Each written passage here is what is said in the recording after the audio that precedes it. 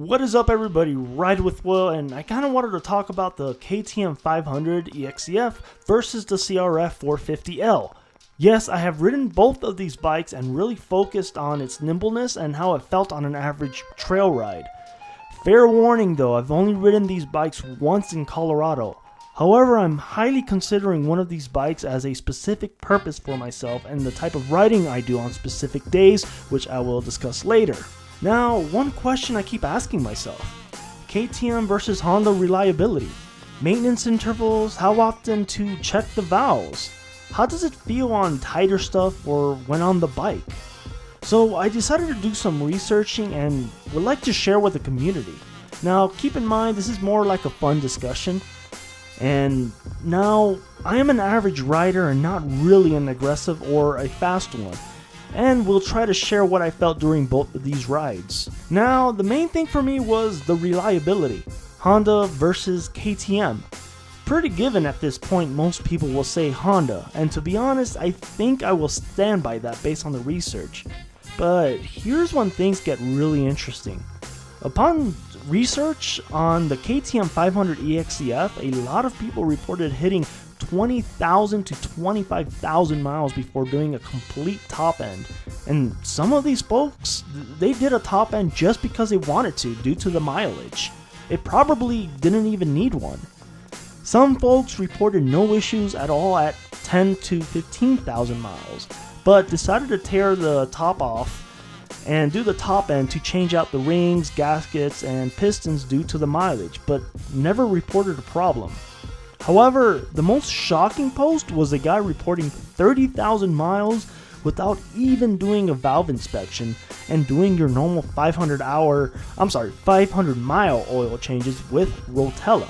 Now, we all know Rotella is a very good oil and designed to handle high heat environments, so maybe that would have contributed to that.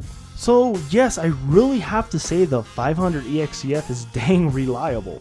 But how does it compare to a Honda CRF450L?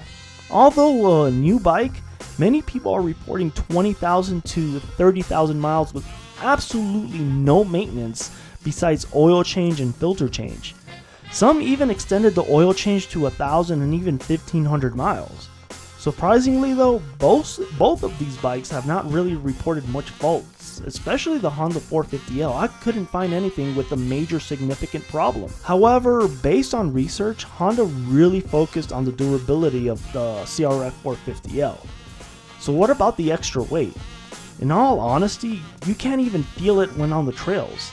It feels really light and nimble. It feels like a motocross bike with motocross suspension. You can definitely tell Honda wanted a performance dirt bike, yet hold its comfort and durability. A fair warning though, I did not try this on single track, but I would imagine the weight probably would be felt versus the KTM 500 EXCF. So out of my short ride with both of them, what I can say about the two, one thing for sure, both of these bikes can be for aggressive riders on double track and wide open flowy places.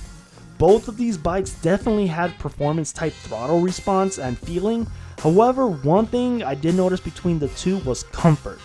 I felt like the Honda CRF 450L held its ground in comfort. It really felt planted, and this will be more ideal for road use versus the 500 KTM wanting to dig its teeth into something hardcore, super fast, flowy trail. So this is where you pick the battle. CRF 450L with 600 mile oil changes, or a KTM 500 EXCF with 500 mile oil changes or 15-hour oil changes.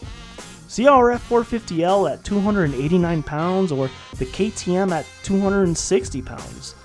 More road comfort? Do you want single track in between, or are you just along for the ride and want to explore this vast country? See, I personally think these two bikes are completely different monsters. KTM 500 EXCF for more aggressive riders that want in-between exploration with single track along the way, while a CRF 450L would be more ideal for somebody who likes ripping through the forest roads, jumping on the street for a good hour or two to your next destination of trails with aggressive riding in mind.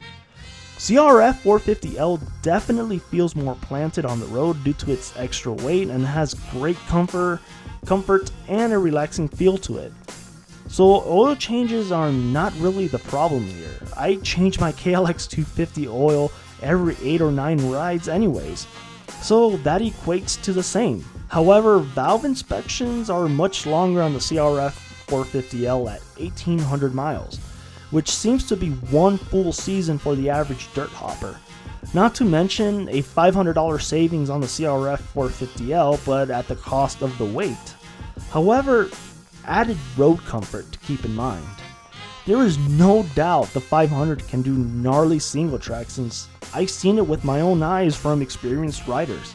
There is no doubt that the 500 can do gnarly single track since I've seen it with my own eyes from experienced riders, but I'm yet to see one with the CRF450L, and unfortunately I never tried single track with it. So do you have single track in mind, or are you more of a forest hopper?